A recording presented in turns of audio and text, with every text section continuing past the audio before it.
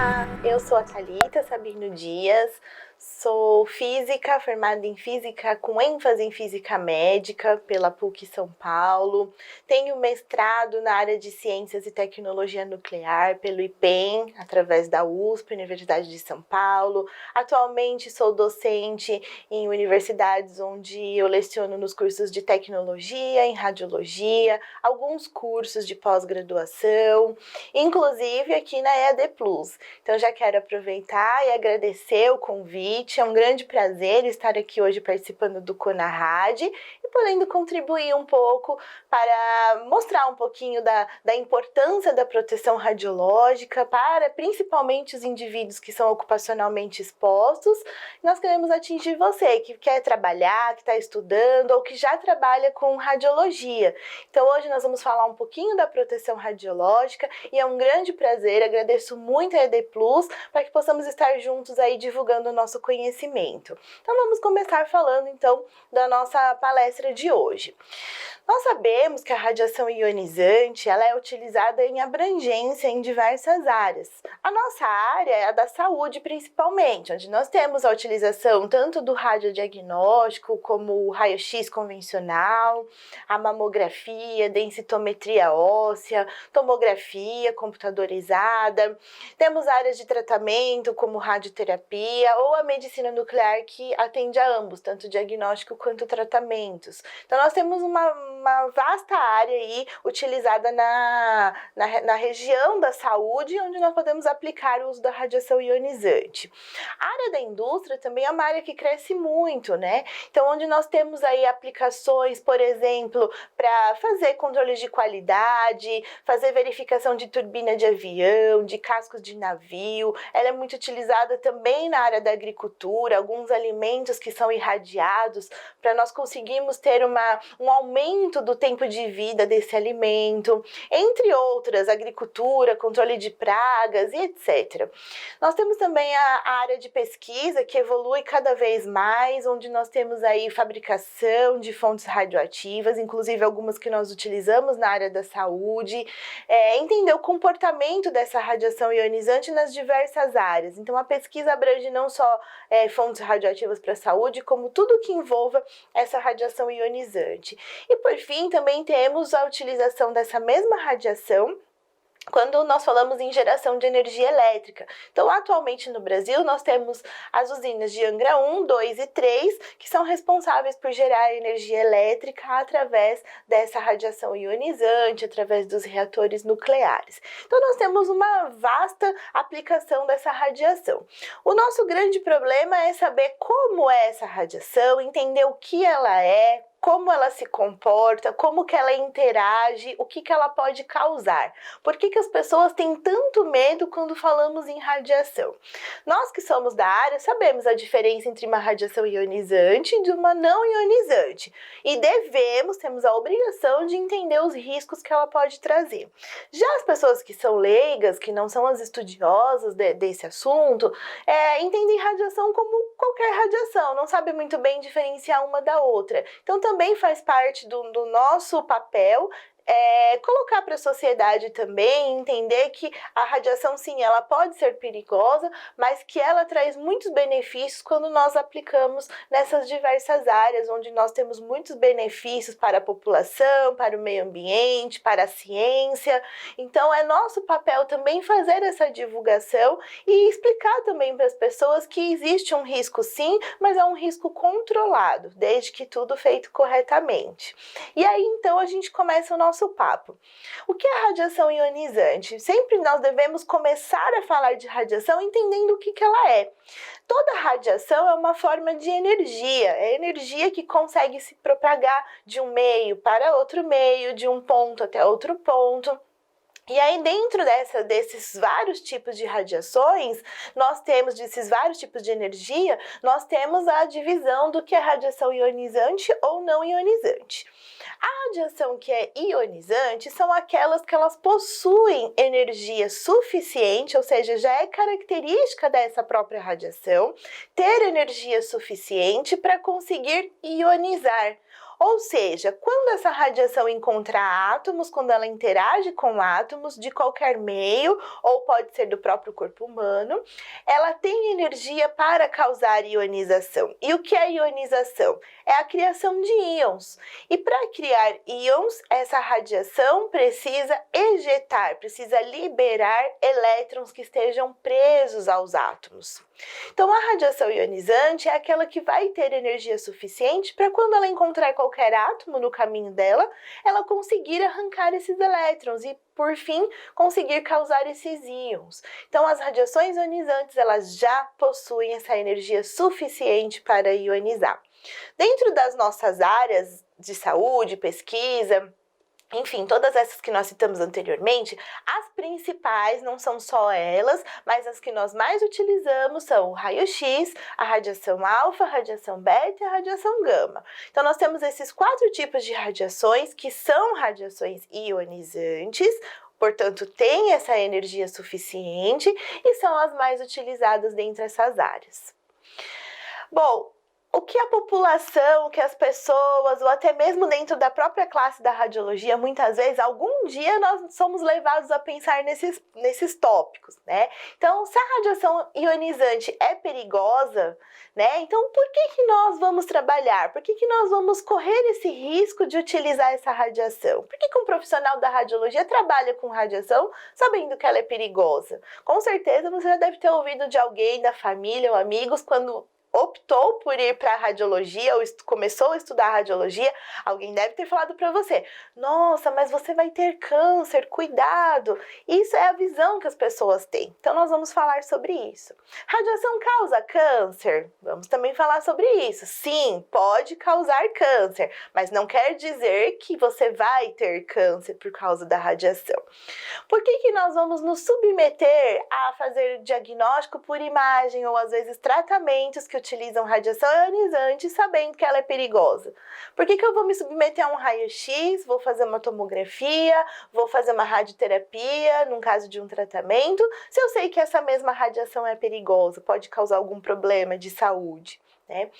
Por exemplo, eu dei o exemplo da indústria onde nós temos alimentos que são irradiados. Então, eu me alimento às vezes de algum alimento que está irradiado e nem estou sabendo. A gente nem presta atenção muitas vezes nos símbolos que aparecem quando nós vamos ao supermercado. Quer dizer, se eu como esse alimento irradiado, ele vai me trazer algum problema à minha saúde? Não, não vai. Os alimentos eles não ficam contaminados, eles são irradiados. Então, algumas dessas questões vão sempre nos perseguir quando nós estamos dentro trabalhando ou estudando radiologia. E por último, vou finalizar a pergunta aqui da usina nuclear, que eu também dei o exemplo. Nós temos usina nuclear aqui no Brasil, sim. E pode acontecer o que aconteceu em Chernobyl, né? Muito dificilmente, desde que tudo seja feito corretamente.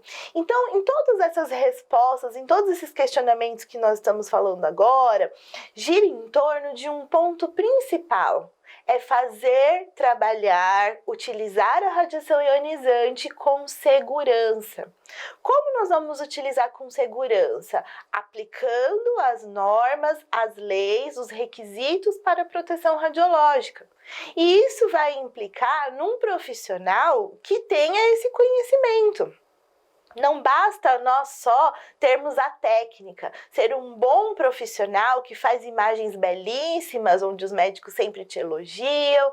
Não basta ser o cara mais top que trabalha lá no equipamento, que faz o tratamento, por exemplo, de radioterapia e manja de todas as tecnologias. Não basta somente nós sabermos a técnica, nós temos que saber a segurança aliada a isso. É segurança não só para nós que trabalhamos com radiologia, segurança também para o paciente, para as pessoas que estão ao redor, segurança para o meio ambiente. Então, sobre isso, sobre essas respostas, sobre esses questionamentos, é que nós vamos falar sobre a grande importância, então, da proteção radiológica, principalmente para os indivíduos ocupacionalmente expostos, ou seja, nós que trabalhamos com a radiologia. Cabe a nós conhecermos as regras de proteção e aplicar aplicarmos para conseguirmos desenvolver tudo com qualidade e evitar acidentes como o que aconteceu em Chernobyl, como o que aconteceu em Goiânia, evitarmos a radiação, por exemplo, gerar um câncer, a radiação causar a morte de uma pessoa, evitar a radiação causar os efeitos biológicos que ela sim pode causar. Então, nós vamos começar falando sobre isso. A radiação ionizante, quando ela interage com o corpo, ou seja, com a matéria, com os átomos e as moléculas que compõem o corpo humano, ela pode sim gerar alguns efeitos. E esses efeitos vão depender de alguns fatores, por exemplo, como o tempo de exposição. Então, se nós estamos permitindo a um paciente um feixe de radiação, seja para uma imagem ou para um tratamento, nós devemos sim trabalhar com o menor tempo possível. E nós, como profissionais que estamos trabalhando, também permanecer o menor tempo possível próximo de uma fonte radioativa ou de um feixe ligado, de um aparelho de raio-x, por exemplo. Porque nós sabemos que quanto menor é o tempo de exposição, menos radiação estará chegando, menos dose nós estaremos absorvendo. Então, tempo e dose de radiação são os dois principais fatores que nós temos para pensar em efeitos biológicos. Então, a dose de radiação é aquilo que vai ficar absorvido no corpo humano. E é a partir dessa dose, dessa quantificação de dose, que teve relação com o tempo em que ela foi sendo absorvida, é que pode sim gerar um efeito biológico ou não. Nós também devemos considerar que o corpo humano que teve contato com a radiação ionizante, ele pode gerar o efeito ou não, dependendo da radiosensibilidade. A radiosensibilidade é um fator de peso quando nós vamos estudar radiobiologia. Por quê? As células, os órgãos, os tecidos do nosso corpo, eles respondem diferentemente à radiação. Então, tecidos que tenham maior proliferação de células, maior troca celular, que realizam mais mitoses, ou seja, que tenham maior metabolismo, são regiões mais radiosensíveis, como, por exemplo, a medula, por exemplo, o cristalino dos olhos, a pele, são regiões que são mais sensíveis. Por exemplo, nós conseguimos tratar câncer com radiação porque o câncer é uma célula que metabolicamente está acelerado, está com o metabolismo descontrolado. Automaticamente ela se torna mais radiosensível, então ela vai absorver mais radiação.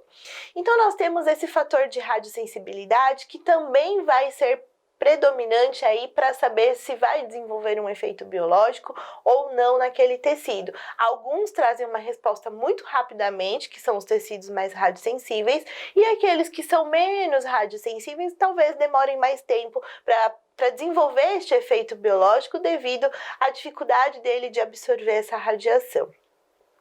E a interação dessa radiação com essa matéria, ou seja, com os átomos, com o corpo, pode ser com o ar, pode ser com qualquer átomo, pode então desenvolver o que nós vamos chamar de efeitos biológicos da radiação, que podem afetar as células. Essas células vão muitas vezes provocar mudanças em tecidos, em órgãos, onde realmente vai aparecer o efeito biológico. Mas o pior que pode acontecer é a radiação conseguir atingir o DNA de uma célula e com isso promover mutações genéticas. Nós vimos, por exemplo, em Chernobyl, algumas fotos inclusive nos mostram pessoas que tiveram efeitos, danos, mutações genéticas devido às pessoas que tiveram doses de radiação pelo acidente. E até hoje isso vai sendo controlado. Então sim, a radiação pode causar um efeito a nível na própria pessoa que absorveu essa radiação, como pode também desenvolver um efeito genético e também pode promover morte celular, que aí muitas vezes vai causar um problema, um dano, onde não vai ser possível reparar. Lembrando que o nosso organismo, ele tem o chamado mecanismo de reparo. Então, também não é qualquer dose de radiação que já vai causar um efeito biológico. Eu tive 1 grade de dose de radiação, é certeza que eu vou ter um efeito biológico? Não, tudo é probabilístico. Pode ser que sim, pode ser que não. Vai depender de dose, de tempo, vai depender de radiosensibilidade e também vai depender do mecanismo de reparo, porque muitas vezes nós somos expostos a uma certa dose de radiação, mas há um tempo em que o nosso organismo consegue reparar os danos que essa radiação causou, consegue recuperar um DNA, consegue recuperar uma célula que ficou faltante naquela região, e aí assim nós conseguimos reverter esse processo de dano biológico. Então também é muito importante sabermos que existe o mecanismo de reparo também das células. Quando nós falamos em efeitos biológicos, nós precisamos separar em categorias. Eles são classificados de acordo com algumas características. Por exemplo, o efeito estocástico, ele tem a característica de não possuir limiar de dose. O que isso significa? Ele vai ser gerado, ou ele pode ser gerado, sem ter um mínimo de dose. Eu não consigo associar a meio gray, 1 gray, 10 grays de dose, o aparecimento de um efeito estocástico. Então, isso é não ter limiar. Eu não tenho um patamar, eu não tenho um valor onde eu diga que a partir dessa dose pode aparecer esse efeito. Então, essa é a principal característica de um efeito estocástico. Como exemplo do efeito estocástico, nós temos o câncer. Então, uma pessoa que tenha câncer radioinduzido, ela está na categoria do efeito estocástico. Porque o câncer, ele não tem relação com dose. Ele pode sim ser desenvolvido em baixas doses, como também pode ser desenvolvido em altas doses. E é aí que nós temos que entrar com o conhecimento da proteção radiológica, porque não é somente com altas doses que nós estamos sujeitos a ter uma doença como essa. Muitas vezes a própria radiação natural, que a gente chama de BG, ou background, ou radiação de fundo, que é a radiação que nós convivemos com ela, ao longo dos anos ela pode ser acumulada e sim gerar uma doença. Mas isso não quer dizer que nós estamos realmente sujeitos a essa doença aparecer só porque temos contato com radiação. Não existe esse limiar de dose. Porém, nós sabemos que a probabilidade de gerar essa doença aumenta com a dose. Aí sim mora a nossa preocupação. Quanto maior é a dose de radiação, a probabilidade, a chance de desenvolver esse efeito estocástico é maior. Então, a proteção radiológica ela vai vir nesse sentido, principalmente de limitar as doses e evitar que sejam gerados esses efeitos estocásticos, tanto para um paciente quanto para uma pessoa que trabalhe com radiação, que seja o indivíduo ocupacionalmente exposto. Se o efeito não for estocástico, ele vai entrar na categoria do determinístico, que quando não é câncer, são todos os outros efeitos que a radiação pode causar. Então, vai estar dentro do determinístico. E aí sim tem uma relação com dose. Eu posso dizer que existe um limiar de dose, onde eu vou dar um valor aqui, mais ou menos, não é regra, tá? Nós temos aí muitas literaturas que colocam valores diferentes, mas em torno de 1 gray de dose, pode começar a demonstrar os primeiros efeitos biológicos determinísticos, como náusea, vômito, vai aumentando a dose, pode gerar uma queda de cabelo, com maiores doses gerar radiodermite, que são as queimaduras de pele. Enfim, temos várias doenças associadas, como catarata, esterilidade de uma pessoa que pode ser temporária ou permanente, pode causar problemas na medula, nós podemos ter efeitos associados ao trato gastrointestinal, ao sistema nervoso e, por fim, o pior que pode acontecer é a pessoa vir à morte por conta da radiação. Então, aqui, além de ter um limiar de dose, que é esse em torno de 1 gray, quer dizer, a partir de 1 gray, esses efeitos começam a aparecer e quanto maior a dose de radiação, mais grave vão ficando esses efeitos. Então, nas primeiras doses, entre 2 grays, entre 3 grays de dose, nós temos ali a náusea, o mal-estar, o vômito, às vezes um escurecimento da pele. Então, são os primeiros efeitos associados às baixas doses. Quanto maior é a dose de radiação, o efeito vai piorando. Então, em doses em torno de 10 grays para mais, aí nós já estamos falando da possibilidade da pessoa ser levada à morte. Lembrando que para realmente uma pessoa ser levada à morte, a dose letal, que nós consideramos letal, é entre 4 e 4,5 grays de dose, desde que ela seja aplicada de uma única vez e também no corpo todo, não aplicada a uma região só. Então, entre 4 e 4,5 grays é o que nós consideramos de dose letal. Nós temos aí a radioterapia que trabalha com doses muito maiores do que isso. Então, a pessoa não é levada à morte, mas porque as doses são fracionadas em vários dias, ela é aplicada a uma região específica. Então, nós temos que sim entender a radiação, entender como que é o mecanismo desses efeitos biológicos para conseguir utilizar ela no benefício do paciente, no nosso caso da saúde.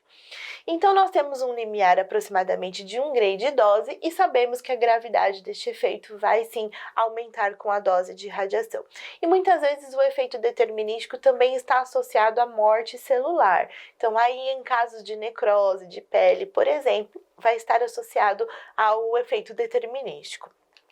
Além disso, nós temos outras categorias. Eu posso considerar o efeito biológico como somático quando ele aparece somente naquele indivíduo que foi irradiado ou que teve contato com a radiação. O efeito, se não for somático, ele vai ser hereditário. Isso quer dizer que provavelmente a pessoa teve a irradiação na região das gônadas, ou seja, na região onde há células que na procriação vão levar este dano biológico. E aí esse efeito não aparece só na pessoa, mas vai aparecer em outras gerações, porque ele foi transmitido a outras gerações na hora de fazer a fecundação, por exemplo.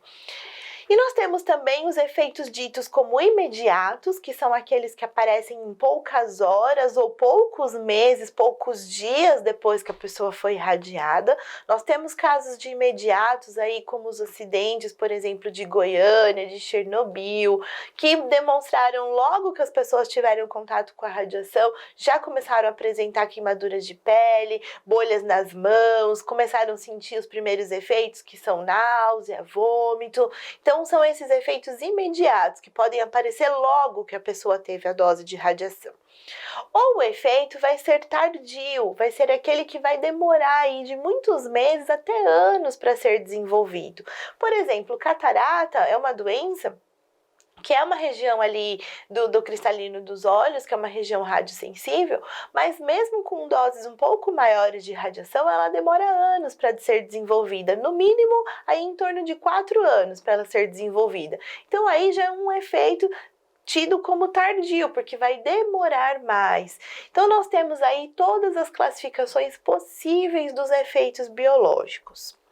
Só que além de saber a classificação dos efeitos biológicos, nós devemos saber como que ele é desenvolvido, para entender essa ligação que tem da radiação ionizante com os átomos, com as células. Então nós temos 2 mecanismos possíveis, aqueles que a gente vai chamar de mecanismo direto, que é quando a radiação vai agir diretamente no DNA. E aí sim pode causar mutações, pode causar lesão nas fitas do DNA, causar quebra em uma única fita, uma quebra dupla, pode acontecer translocação dos nucleotídeos. Então aí vão causar mutações genéticas, problemas, né, desenvolvidos aí por modificações no DNA. E quando o mecanismo é indireto, também pode acontecer essas mutações, porém a radiação não vai agir diretamente na célula. Ela vai primeiro passar pela quebra da molécula da água. Nós temos o nosso corpo constituído na maior parte de moléculas de água. Então, quando a radiação ionizante interagir com essa molécula, ela pode causar a quebra da molécula da água, desenvolver radicais livres, e esses radicais livres serão os responsáveis por fazer alterações das células. Então, não será a radiação ionizante direto na célula. Nós teremos um processo anterior onde o radical livre será o responsável por causar o dano biológico. E aí sim nós vamos ter a caracterização do mecanismo indireto. Então, quando eu falo em mecanismo indireto, ele pode ser transpassado em 4 etapas, para nós entendermos bem o que vai acontecer. Nós temos então um esquema representativo da molécula de água, H2O, a radiação ionizante causando a quebra dessa molécula, então vai separar em H+ e OH-. Nesse momento, eu tenho dois processos acontecendo ao mesmo tempo, que é o processo físico e o químico. O físico é o aparecimento dos íons. Eu mostro que quando aconteceu a quebra da molécula da água, aconteceu a ionização dessa molécula também. Podemos ver que apareceu a carga positiva e a carga negativa, que são os íons. Então, aqui nós temos o desenvolvimento do processo físico, que é aparecimento da ionização. Mas também tem o químico, que foi justamente a quebra da molécula dessa água. Nós chamamos essa quebra de molécula da água de radiólise da água. Então, quando houve a quebra, a radiólise, a molécula ficou ionizada, processo físico e químico. O problema é que esse H+ e o OH-, eles são muito reativos e vão aí causando movimentações nas moléculas e vão se interagindo com outros átomos. E aí, cada vez que ele vai reagindo com outros átomos, ele vai causando modificações. Essas modificações podem alterar as células. Então, falando de célula, agora nós temos a terceira etapa, que seria a parte biológica, a alteração celular. O radical livre causando alteração celular.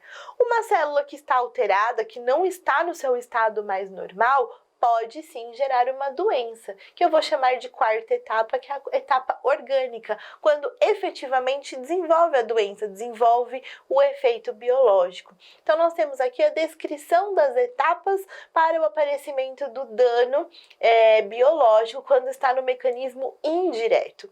Thalita, e se fosse no mecanismo direto, nós teríamos a radiação ionizante agindo diretamente no DNA, sem passar pela etapa da radiólise da água. E aqui nós podemos ver algumas fotos do acidente de Chernobyl, por exemplo, onde nós vemos mutações, crianças que foram tendo reações dos efeitos biológicos, possivelmente dos seus pais que tiveram doses de radiação durante o acontecido em Chernobyl. Então, nós temos aí megacefalia, pessoas que tiveram problemas de redução de QI, retardo mental, problemas nos membros inferiores e superiores, crianças que já nasceram com câncer, com câncer no cérebro, em outras regiões. Então, nós temos aí os danos hereditários, que também podem ser caracterizados aí como danos tardios, porque muitos deles vieram após anos do acontecido em Chernobyl.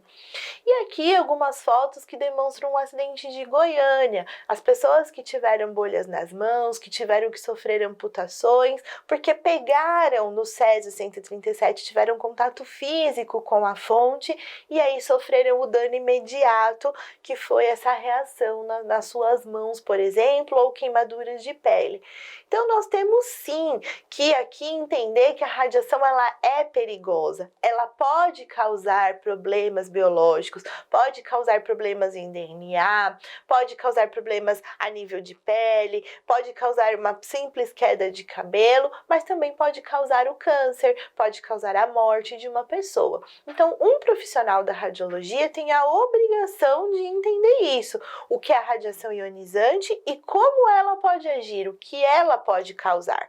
Porque se ele tiver essa consciência, tiver esse conhecimento, agora ele vai conseguir pensar na proteção radiológica. Então, agora nós vamos falar da proteção radiológica, que vai nos ajudar agora a entender como vamos nos proteger desses efeitos biológicos. Não só as pessoas que trabalham com radiação, mas também como podemos melhorar a condição da aplicação dessa radiação para o meio ambiente ou para outras pessoas também. Então, agora nós vamos falar das normas, de algumas regras que o profissional da saúde, o radiologista, deve ter a obrigação de saber. Não só o que é a radiação ionizante, o que ela pode causar, o que ela pode desenvolver, mas também como agora se proteger e promover a proteção radiológica para outras pessoas. Então, a proteção radiológica, ela existe para fornecer um padrão de proteção. Porque, apesar de uma clínica, um hospital, ter as suas próprias regras de proteção, nós temos alguns princípios que eles são básicos e são seguidos, eles têm que ser padronizados. Porque aí nós podemos trabalhar em qualquer região do Brasil, em qualquer região em outros países, que nós vamos conseguir aplicar o básico da proteção radiológica. Então, a principal característica dela é fornecer um padrão de proteção não somente para as pessoas, como também para o meio ambiente. Nós não podemos esquecer do meio ambiente, por exemplo, quando trabalhamos com fontes radioativas na área industrial, como gammagrafia, na medicina nuclear, na radioterapia, e aí o risco também de promover ao meio ambiente, às vezes perder uma fonte radioativa, ou se for uma fonte radioativa gasosa, que possa ir para a atmosfera. Então temos que pensar também não só nas pessoas, como no meio ambiente. E para isso nós temos dois órgãos nacionais que cuidam dessas normas, que é a CENEM, Comissão Nacional de Energia Nuclear, que tem a norma 3.01, onde são colocadas as diretrizes básicas de proteção radiológica.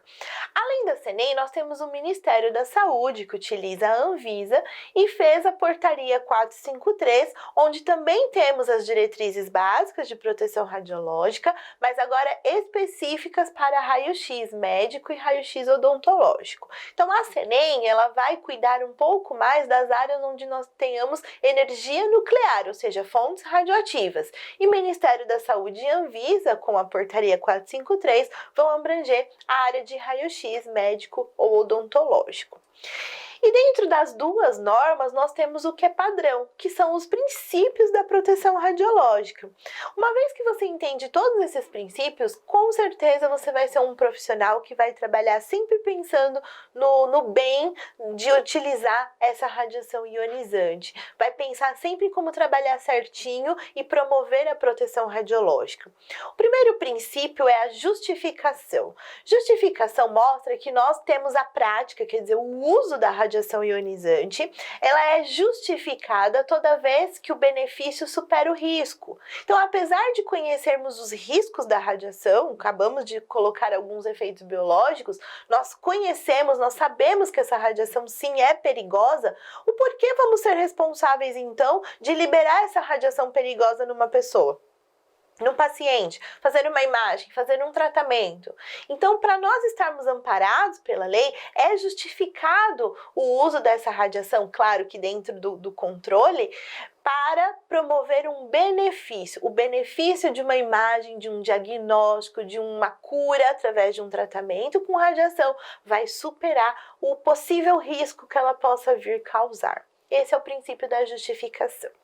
O outro princípio é o da otimização, que está ligado à sigla do ALARA. ALARA significa tão baixo quanto razoavelmente execuível. Otimizar ou fazer o ALARA quer dizer que nós vamos promover melhorias que nos ajudem a trabalhar nos menores limites possíveis. O que isso quer dizer? Vamos trabalhar nas menores quantificações de radiação possível, mas eu não posso tirar o benefício. Então, por exemplo, eu necessito fazer uma imagem de qualidade e preciso levar um pouco mais de radiação para que a imagem fique boa.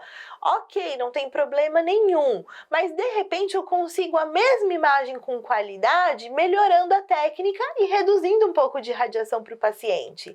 Isso é fazer o ALARA acontecer, fazer as doses nos mais baixos níveis possíveis. E aí essas ações, nós vamos conversar um pouquinho mais detalhado daqui a pouco sobre essas ações de como fazer esse ALARA acontecer. O terceiro princípio é o princípio da limitação de dose, onde a norma coloca os limites máximos que são permitidos para alguma classificação de pessoas e nós devemos obedecer esses limites, porque os limites é que nos darão a efetiva proteção, é o possível não desenvolvimento do efeito biológico quando trabalhamos dentro desses limites de dose. E por último, o quarto princípio é o da prevenção de acidentes, onde a clínica, o hospital, vai colocar suas regras para evitar qualquer tipo de acidente acontecido ali. Vamos falar um pouquinho desses limites de dose. Os limites, por exemplo, para o IOE, que é o indivíduo ocupacionalmente exposto, as duas normas colocam que é de 20 milisievert ao ano, quando nós consideramos uma média de 5 anos consecutivos. O que isso quer dizer? Que se em 5 anos nós tivermos o limite de 20, 20, 20, 20, em 5 anos o total será de 100 millisieverts. Então, considerando uma média de 5 anos, o máximo que nós podemos ter é de 100 millisieverts de dose. Porém, em um único ano, o profissional pode ter no máximo 50 millisieverts naquele ano. Então, a regra é 20 millisieverts é a dose considerada para uma média de 5 anos. Porém, em um único ano, o que não pode acontecer é ultrapassar 50 millisieverts. Então, você que trabalha com radiação, tem aí em um ano o limite máximo de dose que você pode ter para estar dentro das regras de proteção é de 50 millisieverts dentro deste ano. O que não pode acontecer é estourar 100 millisieverts em 5 anos, em média. Para pessoas do público, que são aquelas pessoas que não estão envolvidas com a radiação, o limite é de 1 milisievert ao ano. E os pacientes que nós chamamos de exposição médica, pacientes ou acompanhantes que necessitam ficar junto ao feixe com o paciente, não possuem limite de dose, porque se nós limitarmos dose para paciente, nós vamos tirar o benefício lá na justificação, vamos tirar o benefício que esse paciente possa ter com o uso da radiação. O que devemos fazer é utilizá-la com precaução, médicos solicitarem exame só quando necessário. E aí nós vamos conseguir não ter um limite, mas conseguir promover uma certa precaução aí para os pacientes. Agora vamos falar um pouquinho mais detalhado do ALARA, porque vai nos fazer pensar no foco dessa palestra, que é a importância da proteção radiológica para o indivíduo ocupacionalmente exposto.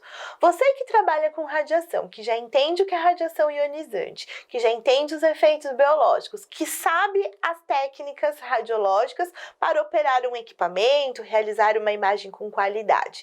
Além de tudo isso, você tem sim que saber o que significa o ALARA, que ações que eu tenho que ter para fazer o ALARA acontecer, como eu vou trabalhar nesses mais baixos níveis possíveis. Então, 3 princípios básicos nós temos dentro do ALARA, que é o tempo, a blindagem e a distância. Tempo, quanto menos tempo perto de uma fonte, quanto menos tempo num local que tem radiação mais elevada, quanto menos tempo de feixe ligado, menores serão as doses de radiação.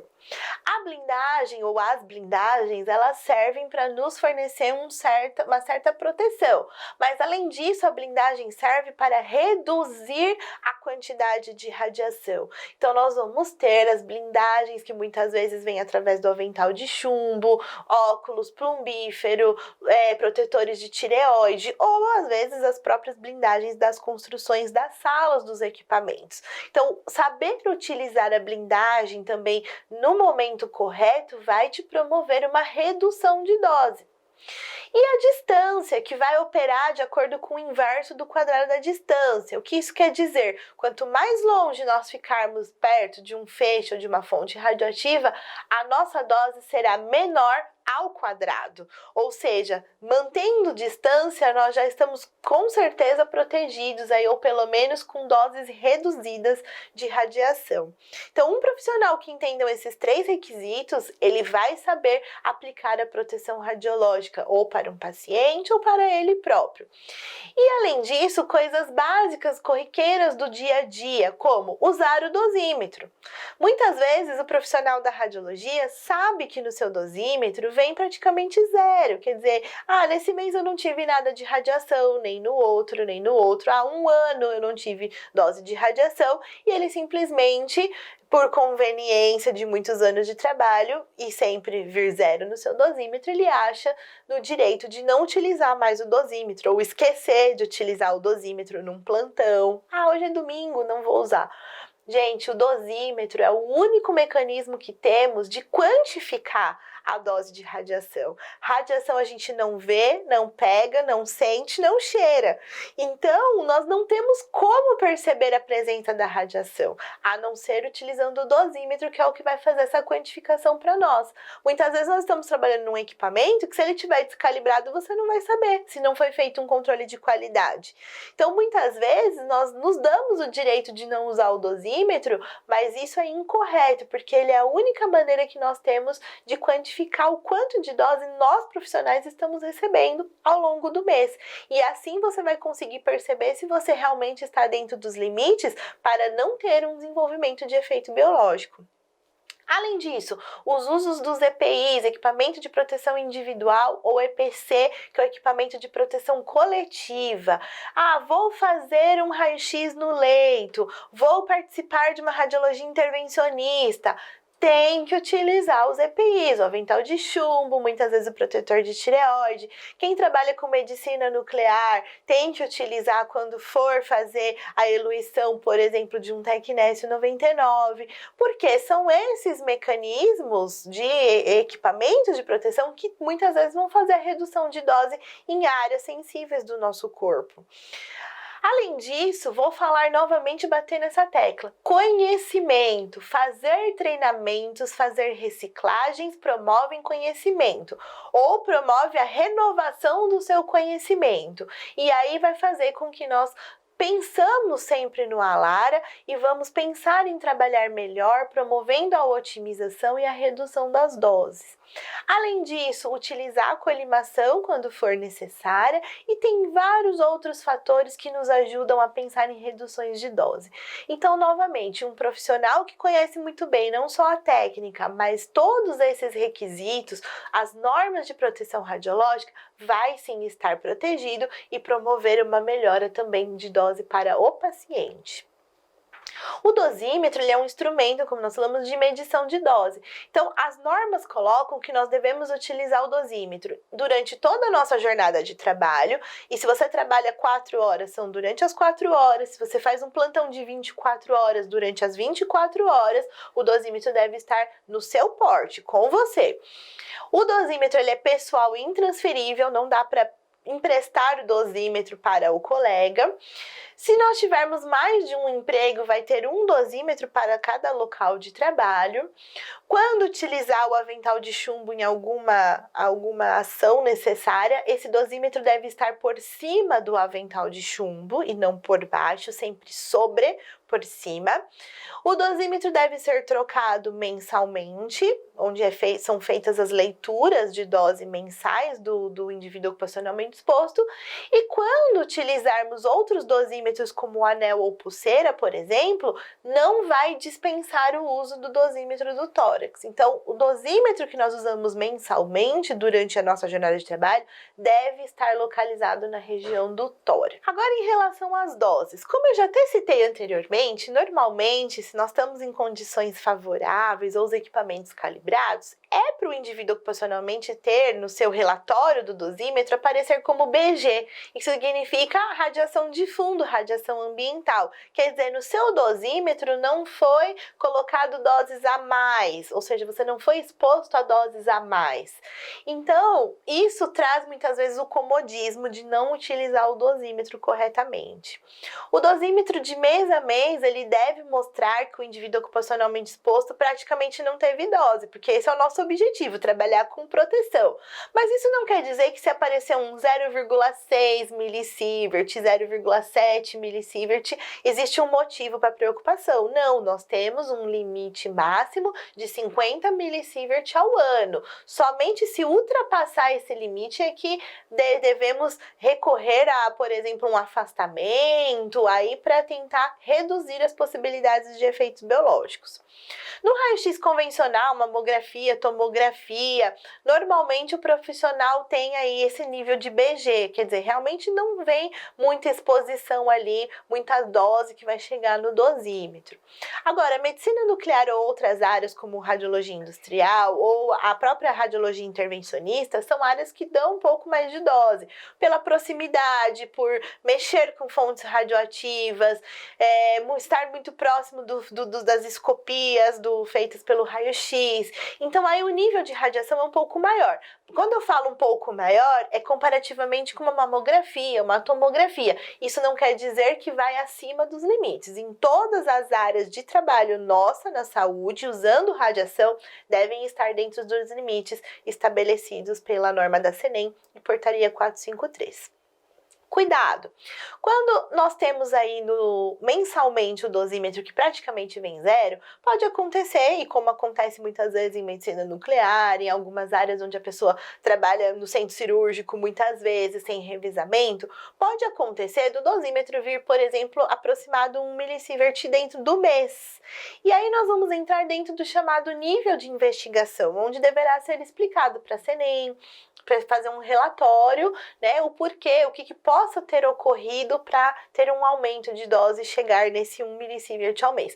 Mesmo assim, ainda não é um nível dizendo, vou com certeza ter um efeito biológico. Não é isso que nós estamos falando. Nós estamos trabalhando dentro das normas para ter dentro dos limites. Então, a nossa preocupação é sempre chegar nos limites. Então, 1 milisievert ao mês é o que chega no nível de investigação para o indivíduo ocupacionalmente exposto.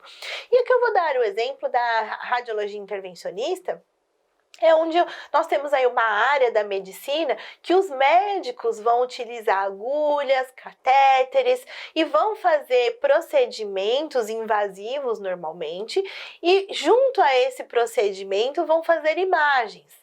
Agora, não há necessidade de fazer cirurgia durante esse procedimento, tudo feito por vídeo. Mas durante esse procedimento, o médico vai guiar essa agulha, vai guiar esse catéter pelas imagens, ou seja, são feitas muitas imagens para conseguir esse guia. E aí é a hora que nós temos uma maior dose de radiação. As áreas hoje que empregam a radiologia intervencionista são através da angiografia, pode ser tomografia, pode ser fluoroscopia, a própria ressonância magnética, mas que não tem aí radiação ionizante, e ultrassom também, que não é radiação ionizante. Então, a nossa preocupação maior é, por exemplo, a angiografia, fluoroscopia, que são procedimentos mais realizados, o cateterismo, que vão ser realizados aí com a radiação ionizante. E aí, nesse guia, conforme vão sendo realizadas as imagens em tempo real, o médico consegue realizar um procedimento seguro, eficiente para o paciente, porque ele vai conseguir levar esse catéter, essa agulha, para a região necessária. O grande problema é que tanto o médico oficial que está fazendo o procedimento como seu auxiliar vão ter mais doses de radiação, por exemplo, nas regiões das mãos, ou o que é preocupante, na região das gônadas. Muitos estudos já mostraram isso em quantidade. O que acontece? Muitas vezes o médico, pela proximidade de estar perto do paciente, a radiação espalhada que vai ter pelo paciente pode chegar nessas regiões como a gônada, por exemplo. Então, há necessidade de usar um saiote de chumbo para a proteção das gônadas. Qual é o grande risco? Gônada, quando irradiada acima do limite, pode gerar depois efeitos hereditários. E aí, nós devemos ter a proteção devida. Então, quando eu estou falando no aumento de dose, também não é ultrapassando os limites, mas já que há um aumento de dose, sempre há uma preocupação. Então, nós devemos deter do conhecimento para saber como se proteger, porque o procedimento, ele é muito vantajoso. O paciente tem um benefício muito grande, então o profissional tem que saber como se proteger ao utilizar esse procedimento. E aqui uma tabela comparativa que nos mostra as doses de radiações. Onde eu quero chegar com tudo isso? Mostrar que a radiação é perigosa? Sim, sim. Pode causar efeitos biológicos? Pode. Nós estamos sujeitos? Estamos, desde que não aplicado corretamente. Então aqui nós vamos fazer um comparativo de doses agora que nos mostrem qual é o real perigo dessa radiação. Então, por exemplo, se fizermos um voo de Nova York até Londres, nós já temos uma dose de radiação. É baixa? É baixa, de 0,03 millisieverts. Mas existe, porque vai estar em contato com a radiação natural. Um raio-x de tórax, por exemplo, dá 0,14 milisievert, é uma dose muito baixa. Agora, eu chamei a atenção ali em vermelho pelo cateterismo cardíaco, que estávamos falando agora, da radiologia intervencionista. Já tem uma dose muito maior, que pode girar em 12 até 40 milisievert. E as tomografias? tomografias de várias áreas, como por exemplo do crânio, que pode também dar uma dose maior. Então, qual é o problema de tudo isso? É fazer a tomografia? É fazer um cateterismo? Não! As novidades, as inovações da radiologia estão aí para nós usarmos no benefício. O problema é aplicar com cuidado. Então, muitas vezes nós sabemos que tomografia dá mais dose que o raio-x, está aí comprovado nos números. Então, o que devemos fazer? Na real necessidade de uma tomografia, ok, se beneficiar do diagnóstico através dela, mas não, por exemplo, fazer uma tomografia por mês, porque aí nós teremos um acúmulo de dose de radiação. E aqui uma tabela muito interessante para nós irmos finalizando, que nos mostra a expectativa de perda de vida por vários fatores. Então, por exemplo, ser homem solteiro já tem uma perda de 3.500 dias de vida. Se nós formos comparar lá do outro lado, que está em vermelho, com quem trabalha com radiação, são só 40. O homem ser fumante já perde aí 2.250 dias de vida. Mulher solteira, e aí vai reduzindo. Quer dizer, nós estamos numa escala de trabalhar com radiação que é bem menos perigoso do que fatores muito mais simples, como a pessoa ser solteira, ser homem ou mulher, ser fumante, ou fumar charutos, ter uma condição de vida social menos favorável, né? Estar numa classe abaixo da classe média, ter diabetes, promover suicídio, pneumonia, tudo isso promove mais casos de morte do que trabalhar com radiação. Se a gente vai falando em radiação natural, então, que é essa que nós convivemos, está lá com perda de 8 dias de vida apenas. Então, quer dizer, a radiação, ela é perigosa, mas entre outros fatores, ela é bem menos perigosa. Claro, novamente, desde que nós aplicamos essa radiação com cuidado, com proteção, conhecendo muito bem o que estamos fazendo. Então, como conclusão, né, dessa nossa conversa, é seguro trabalhar com radiações? É seguro, desde que nós consigamos aplicar a proteção radiológica, fazer tudo com consciência para você que trabalha se preocupando com a sua própria saúde e com também o do paciente, com o meio ambiente e por aí vai. É de extrema importância o conhecimento da técnica, mas também da proteção radiológica. Então, muitas vezes no nosso dia a dia, às vezes a gente não consegue aplicar 100% de tudo, mas promover esse conhecimento, o treinamento, a reciclagem, sempre vai te fazer um profissional melhor. Praticar a proteção radiológica, isso é importante. Tem estudos que mostram, pesquisas que foram feitas dentro de hospitais, que muitas das pessoas que trabalham conhecem a proteção radiológica, mas não aplicam. Não aplicam porque às vezes não acham necessário, porque às vezes fala que às vezes a nossa realidade mesmo de Brasil, às vezes não tem um equipamento de proteção para ser utilizado, mas muitos existem os equipamentos e não usam porque acham desnecessário, mesmo conhecendo a proteção radiológica.